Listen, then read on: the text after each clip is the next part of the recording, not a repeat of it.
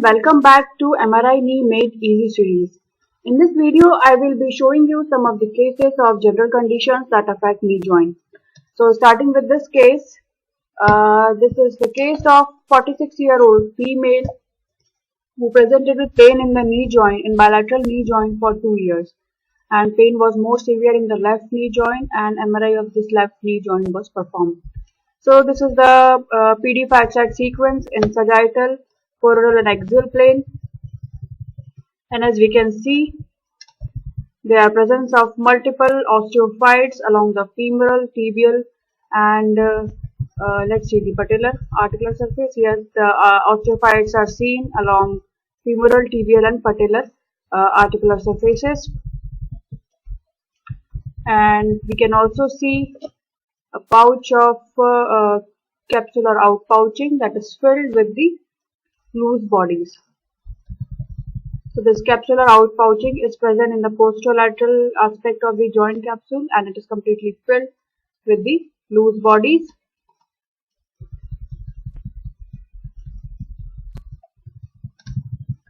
This is the area where we can see presence of loose bodies. Loose bodies are present in other parts of the joint also, and we can see there are multiple areas of cartilage degeneration and erosions.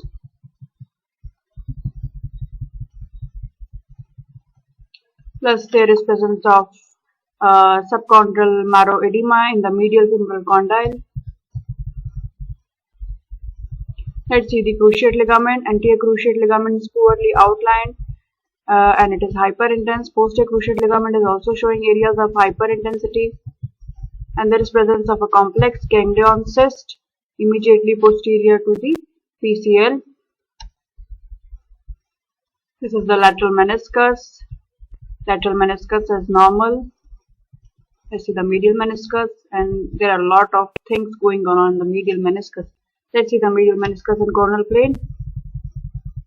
So as we can see, the medial meniscus is almost macerated, and we cannot classify it in any subtypes of the tear.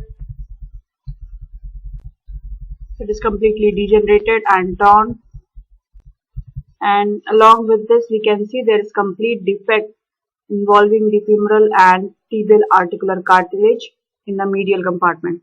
So compare this with the lateral one. So there is no cartilage left in this area.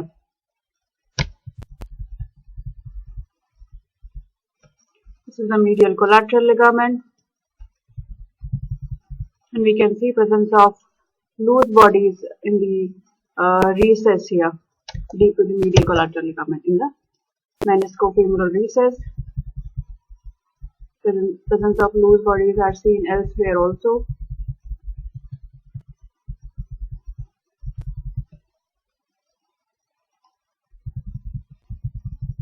In axial plane, we can see the patellofemoral joint, presence of cartilage degeneration, osteophytes. This is the lateral meniscus, this is the medial meniscus, and you can see the posterior part of body and posterior horn are completely macerated.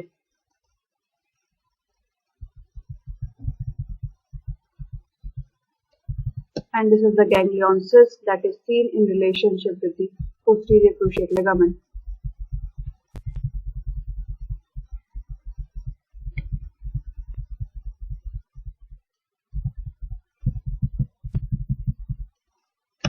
So this was a case of severe osteoarthritis involving knee joint. Let's move to the next case. This is the case of 45-year-old female who presented with pain in knee joint for 1.5 years, and this is the sagittal PD facet sequence of the knee joint, and we can see the anterior cruciate ligament is thickened. It is showing hyperintensity, and there are presence of multiple cystic lesions posterior to the femoral attachment of anterior cruciate ligament, and there is no obvious history of trauma in this patient. So this is the mucoid degeneration of ACL. There is ciliary stalk appearance and presence of ganglion cyst in relation with the anterior cruciate ligament. Posterior cruciate ligament is grossly normal. This is the lateral meniscus. It's also normal. Medial meniscus is showing subtle areas of hyperintensity, intrasubstance hyperintensity in the posterior horn and body.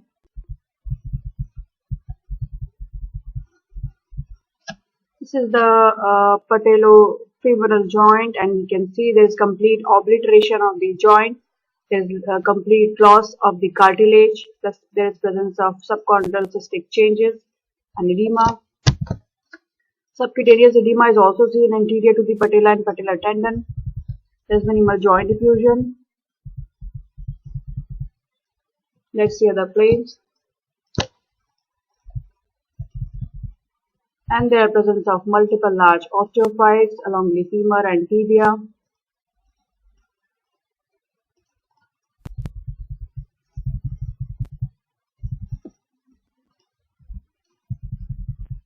You can see here, these are large osteophytes. In axial plane, you can see the patellotrochlear joint, and there is complete loss of the articular cartilage, obliteration of the joint space, and subchondral cystic changes are seen. This is the lateral meniscus, this is medial meniscus, this is posterior cruciate ligament,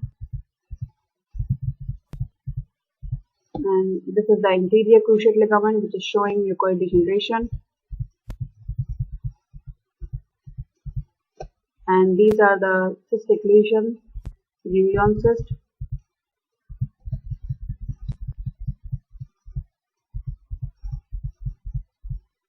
So this is a case of osteoarthritis involving knee joint. More severe involvement of patellofemoral joint is seen.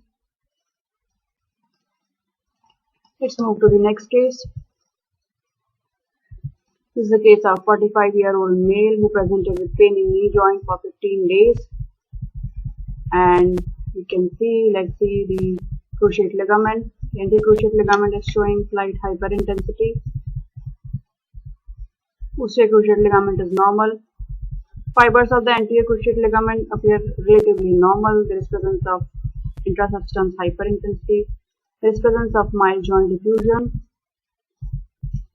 Medial meniscus is normal. Lateral meniscus is also normal.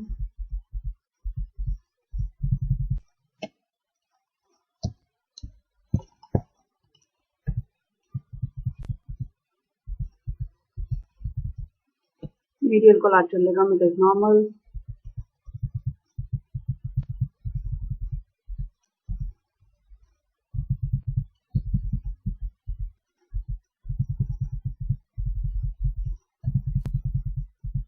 You can see there is presence of extensive marrow edema involving the lateral femoral condyle.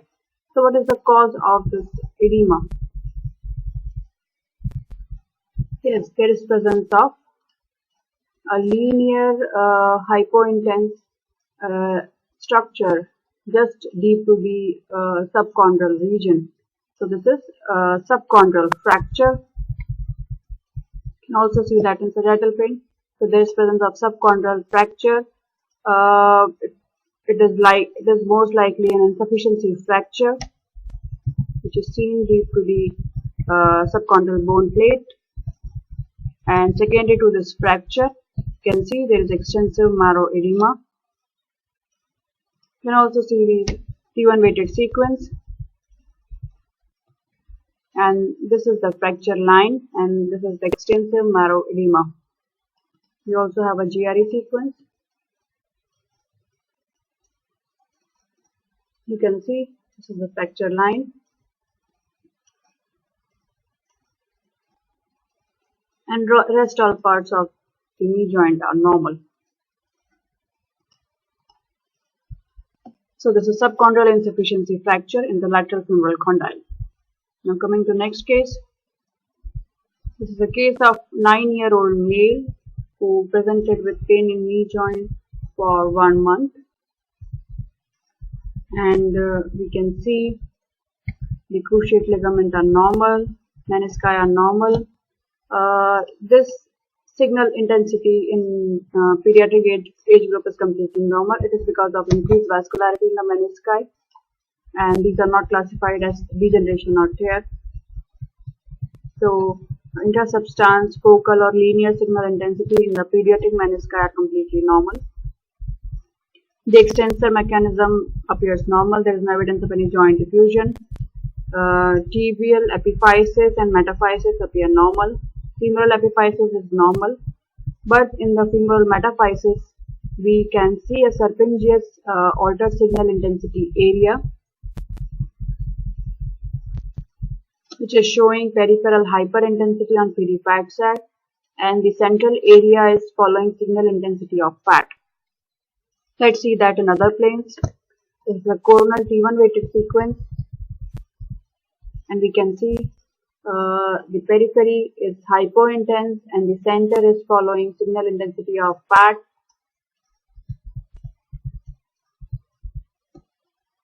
And there is presence of hypointensity in the periphery, plus there is a linear hyperintensity just deep to this hypointense line. Let's see the T2 weighted sequence.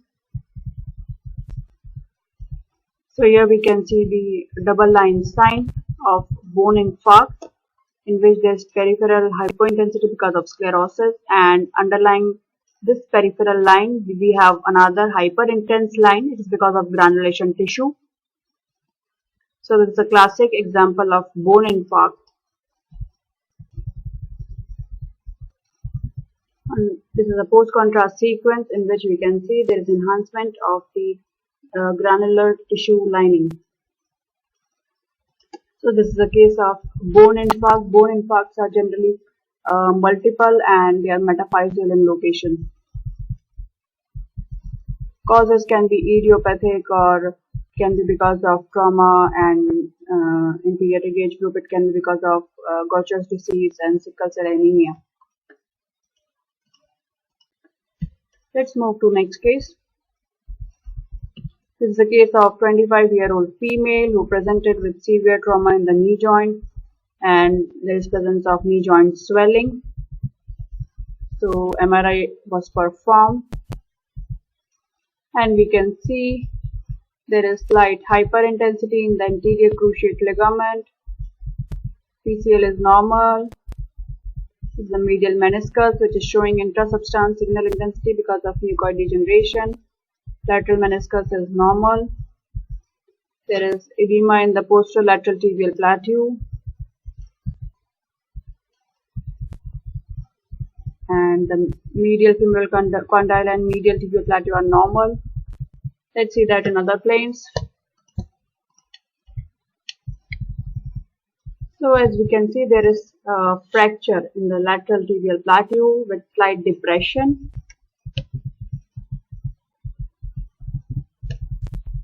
So there is fracture involving the lateral tibial plateau. And let's see the characteristic appearance of the joint fluid in the suprapatellar recess.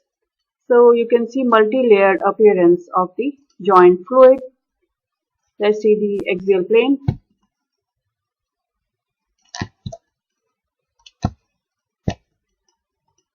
So this is the axial PD fat set, and this is axial T1 weighted sequence. And we can see three layers in the joint fluid in the suprapatellar recess. The topmost layer consists of fat. It is following single intensity of fat, the subcutaneous fat. You can see it is hyperintense on T1 and it is suppressed on fat suppressed T1, PD fat cell. Then just deep to this fatty layer is presence of synovial fluid or serum, and it is hyperintense on PD fat side and intermediate in signal intensity on T1 weighted sequence. And the deepest layer consists of sediments of RBCs, and it is following hypo-intense to intermediate signal intensity on both the sequences. So this is the presence of lipohemarthrosis. Lipid, as it is light, so it floats over the fluid and blood. And RBCs are heavy, so they settle down in the dependent area. So this is lipohemarthrosis. It is because of fracture that involves the articular surface it leads to leakage of fat and blood into the joint, and this fat and blood, they form multiple layers, characteristically 3 layers of fat, fluid and blood. So this is lipohemarthrosis, and it is because of depressed fracture of the lateral tibial plateau.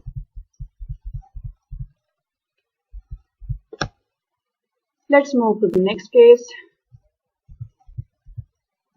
This is a case of 41-year-old male who presented with pain in multiple joints of his body, mostly involving the small joints of hand and feet, and now he's having pain in the knee joint for past few months. And this is the MRI of his knee joint. The sagittal PD patch that we can see multiple large erosions involving the femur, tibial articular surface, and there is presence of joint effusion, extensive synovial thickening, forming pannus, and this synovial pannus is extending into the erosions. So these erosions are filled with the hypertrophic synovial tissue, and the menisci are completely engulfed within the synovial tissue, and there is complete obliteration of the joint space. Let's see the coronal plane. So as you can see, there is complete obliteration of the joint space, and there is uniform involvement of the lateral and medial femorotibial compartment, unlike osteoarthritis, in which there is more severe involvement of the medial compartment because it is weight bearing compartment. And we can see there is slight lateral subluxation of tibia with respect to femur. It is because of inflammatory process that is going on. It is causing loosening of the supporting structures of the joint, loosening of the ligaments and menisci. So it is leading to subluxation of tibia with respect to femur. And such types of joint subluxation and deformities are also seen in other parts of body, like in small joints of hand. In rheumatoid arthritis, we have multiple deformities which are seen. And similarly, in knee joint, we can see there is subluxation.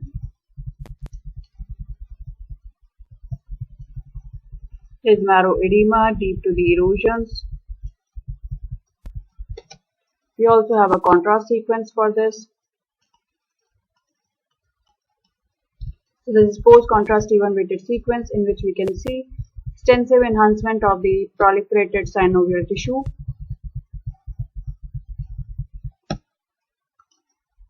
So this is a case of inflammatory arthritis, rheumatoid arthritis involving knee joint with severe destruction of the joint, and there is obliteration of the joint cavity. So these are some of the cases of general conditions that affect knee joint. In my next video, I will be covering some other leftover cases of the general conditions. I hope you have enjoyed the video. Thank you.